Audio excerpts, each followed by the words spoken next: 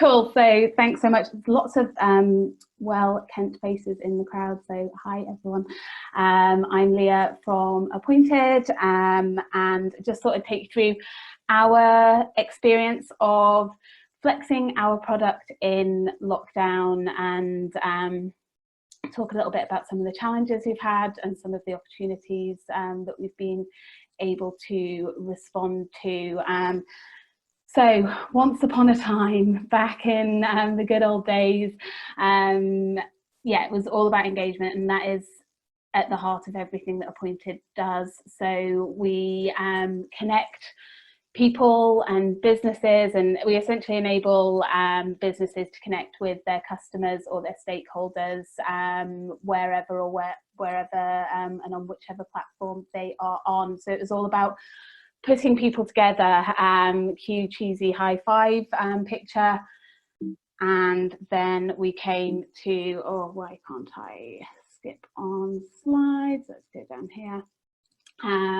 COVID came, and all of a sudden it was no longer about putting people together in that way. And yeah, it was really, really scary for us. We really focused on a lot of in-person interactions. Around 60% of what Appointed does now is in either the retail sector or the experiences sector. So there was a lot of in-person engagement, and obviously all of a sudden the bottom fell out of that.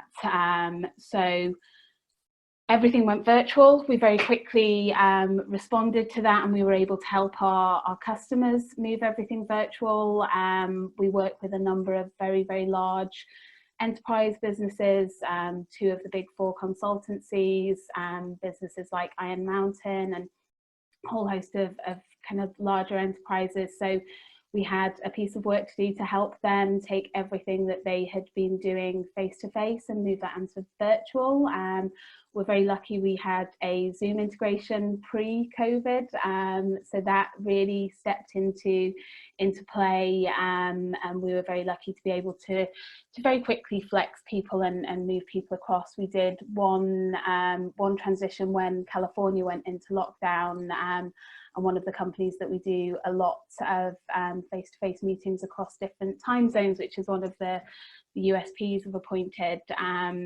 They had to move everything to virtual, and it was amazing just to see how quickly we were able to facilitate that. In about an hour, we'd moved everything from 4 different states meetings into Blue Jeans, which was the platform that they were using. So it was great to see that, and we very much learned on the go, because it was the only way we could do things. The footfall point, that was a huge, we spend quite a lot of time at Appointed understanding our customers' goals before we go live, and often in the retail side and the experiences side, it's about footfall.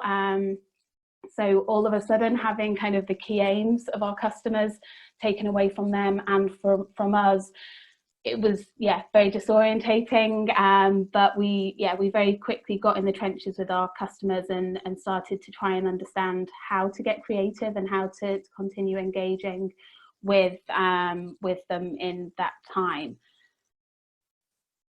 So it's a cliche quote, and we'll all have heard it, but it was one that very much we took to our hearts internally as a team. And it was something that we absolutely kind of put front and center in the way we were talking to our customers and our prospective customers. So this was something we would talk to prospects as a real selling point of taking on a product like Appointed, being able to have helped our customers flex. We kind of took that and used it as a selling point, all the while internally kind of being probably not very swan-like. I was going to try and make it sound like there was an air of gracefulness.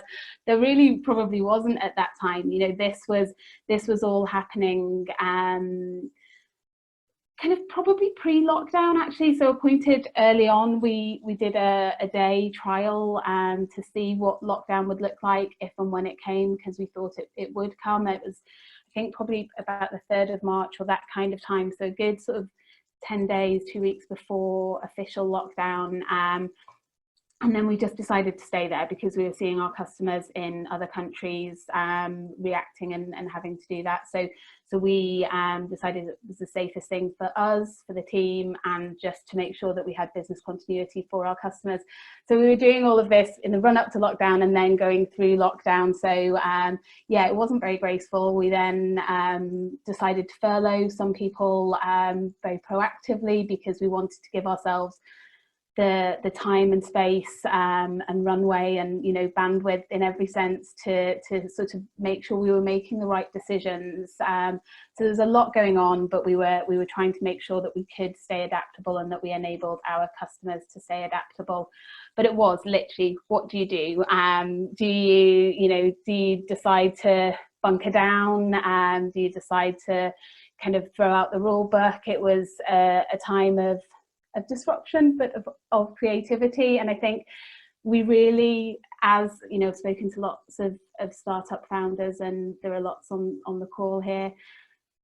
Everybody just went into their like creative sort of startup. You know, it was like the early days again. You know, we've been around for quite a while, and we've grown the company, and we've flexed our offering and such like. And it was like back in the trenches, back in the early days, you're reimagining everything, what's relevant. You know, we were talking to the sales team and just saying, we're not solving any of the problems that we were solving previously. Like, if anybody is trying to sell what we were trying to sell previously, stop, because those aren't the problems that our customers and our prospects are thinking about at the moment. So let's stop that marketing, let's stop, you know, we just kind of took everything and went back to the starting block with it. Which was scary, but also exciting. This is a kind of slide from one of our sales decks, and I just thought it was quite funny because I was like, really all we did was stick on #new-normal and try and go like, okay, this is something for COVID.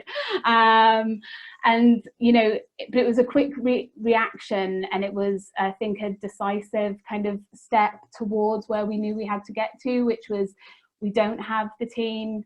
Even in the best of times, we don't have the team to rebuild something from scratch for a reaction to this changing world that we have. So we need to take what we have and we need to reimagine it, and we need to focus on the things that, you know, the feature sets that can be used for our customers in the new normal.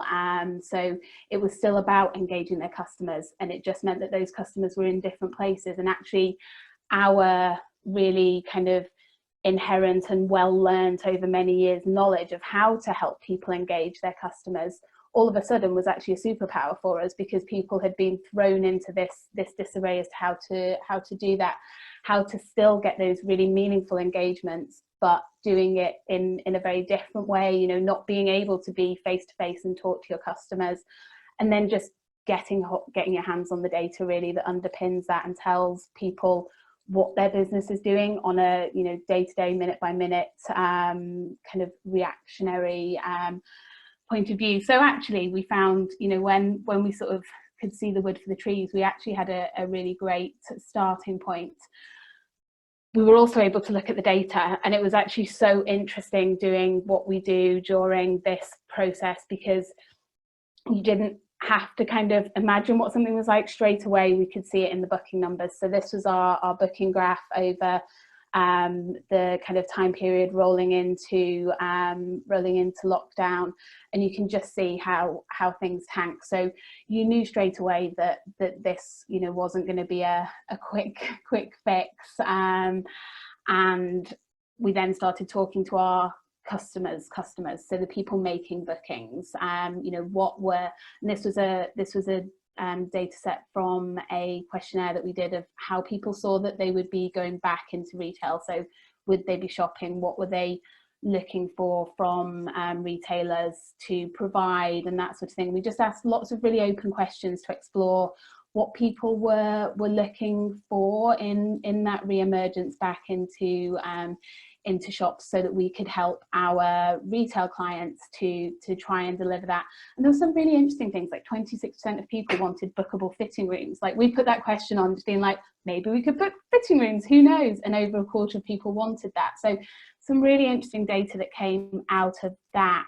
And then most importantly, we started talking to our customers, so the people who are paying us, so the business owners that we're using appointed.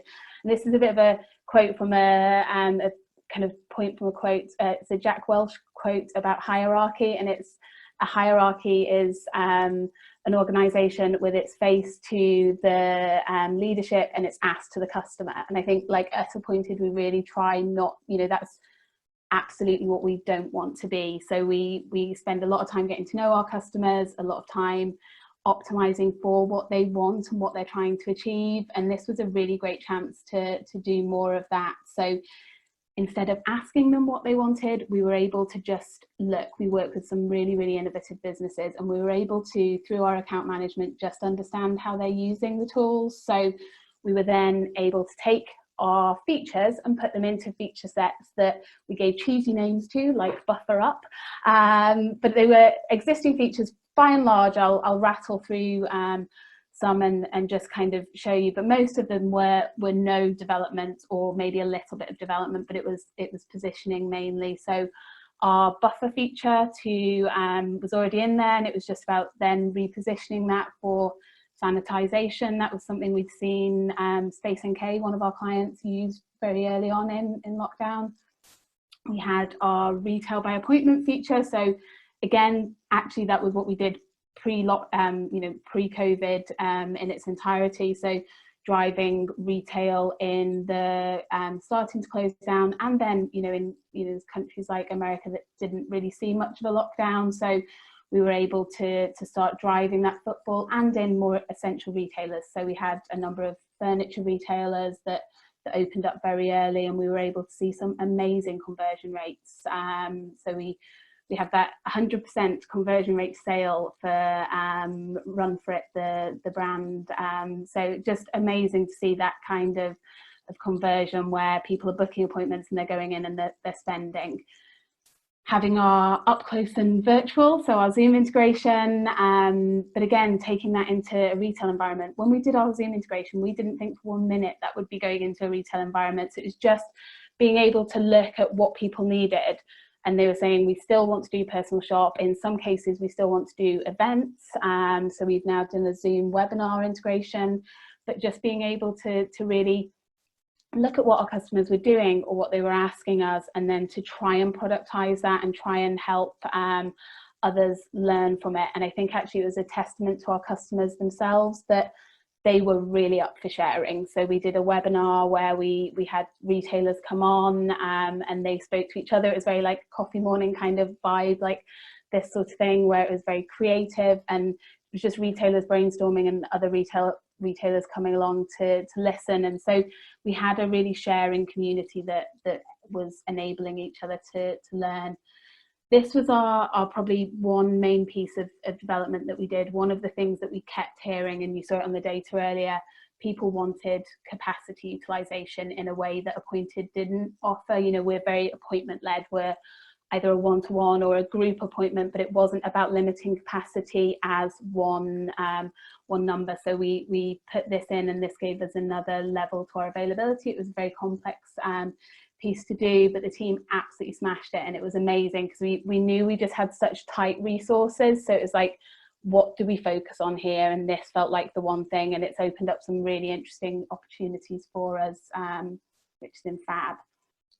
And then looking at a return to office. So this was again a new piece for us. We do quite a lot in flexible workspaces, co-working spaces, that kind of thing, but being able to take that and say to our existing clients, if you're starting to think about going into getting your team back into the office, how can you take the things that you use either in a retail environment or that you're using for your customers and pull that together for your team? So being able to allow them to book entry times so that there's not the pinch points that you would see, allowing an audit log so who was in the office at the same time as other people if something does happen. So yeah, it was just like really looking at things creatively and looking at the problems that were being solved. That said, we didn't want to just do what our customers asked.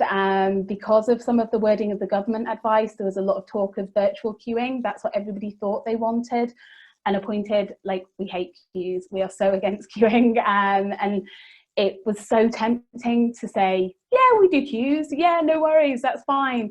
And actually it's like, well, no, we don't do queuing, we do a guaranteed bookable entry time, and that stops queues. And that's much better than virtual queuing, because actually a virtual queue, people are hanging around outside, there are going to be natural clusters, they don't know what time they're getting in. So it was kind of taking a step and being like, yes, let's be very customer led and let's have them at the heart, but let's also know when to push back and when to say, we're the experts in this, and this is our product, and this is the way we recommend. So kind of guiding them, which I think you know, some of them really appreciated.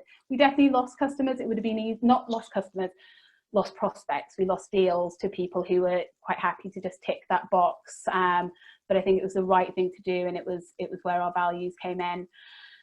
And happily, this is our graph now. So the curve has gone much higher, which is amazing. And we felt so lucky to see that. Part of that represents lots of new customers, which is great, but part of it represents just our existing customers doing more bookings. So they've been really creative with our product, and they flexed it so that they can help it manage more of their business, which has just been amazing. And it's been such a privilege to see how like that creativity has come through from our customers. So that's been a real success. So I think my last point was just, we really realized, kind of to the queuing point, but with all of it, we are creating the world that we live in now. The world, like literally the bottom has fallen out of everything, and we're reimagining what the world is going to look like. So we need to do that responsibly, and we need to do that with like blue sky thinking and trying to create the best product we can do, because at some point we'll all go back to some kind of normal, but everything we've created in this time will still live on, and there'll still be those changes. So we felt very honoured, but we also felt the weight of that. But yeah, so excited to see what comes next for us. So thank you. I think that's it. Yeah. Amazing, thanks Leah. That was really awesome, an inspiring story for you to share with us all. If you have any questions, please pop them in the chat function, and we'll try and get through as many as we can before the end of the session.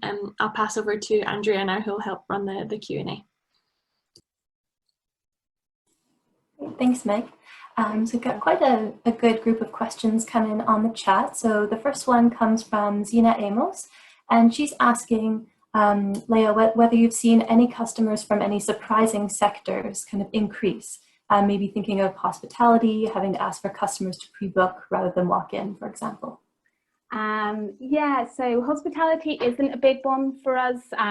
We only have a few sectors that we tend not to do, and we probably don't have any sectors that we don't do anything in, because we do some hospitality, but there are just people that do hospitality better than us. And so we still stay away from that, which we were kind of gutted at. There was a point with our capacity flex where we were like, oh, we could do pubs, this would be quite fun. But not so much that. I think where we've seen the opportunity is the care sector has been really interesting. So people having to book visitation. So, you know, now that relatives are starting to be able to go back into care homes, that's been a really nice one, and we've had a lot happen there. We have had quite a lot in health as a whole, actually. So like pharmacies and that side of things, where it's continued on. But yeah, there's been all sorts. It was really nice to see in the small business side the amount of people taking their services virtual. So like personal trainers, dance classes, you know, things that at the beginning we thought they were going to really struggle. Just the creativity that we saw from businesses of all kinds. But yeah, there's been a whole host of really random things, but it's amazing to see. Great, that's really interesting. Okay, so I've got next a comment and kind of a three-part question from Jessica Armstrong. So firstly, she says, I love that turn of phrase, getting in the trenches with your clients. I really love that too. So she's asking how much of the success of this and the ability to do that was down to the good relationships that you have with your clients, how much of it is down to good governance and processes, and how much to risk management. Feel free to take those. Brilliant question. Total trifecta. Thank you, Jessica. I think, yeah, it's definitely all of the above. We do have great relationships with our clients. It's something that we have always invested in, and just that we really believe in, because I think generally with Appointed, you're using it, it generally is kind of innovative within companies that are using it, and they have an idea and they don't know. In fact, another really interesting sector is, sorry, I'm pulling two together, but the Trussell Trust started using us for food banks, so that you could really like manage going and picking up, and you could make a booking. And they said, you know, oh, we just wanted something that was like a hairdresser's appointment, but being able to take that in. So yeah, we build these relationships because people will come to us with a problem and they're saying, can you do this? And we will get in the trenches, and it's language that we talk a lot about in the company. So yeah, I think having that problem solving and like shoulder to shoulder attitude with our customers definitely meant that we could have we weren't having to build the relationships to start the problem solving. We just have that cadence of problem solving with our customers, and it's how we want to manage our customers, but it's also how ideally we want to manage our growth. You know, we work with a number of really large customers, and we're in maybe 1% of what we could be within that business, and so looking for other problems to solve is part of how we see our business grow. So that's definitely how the conversations were started.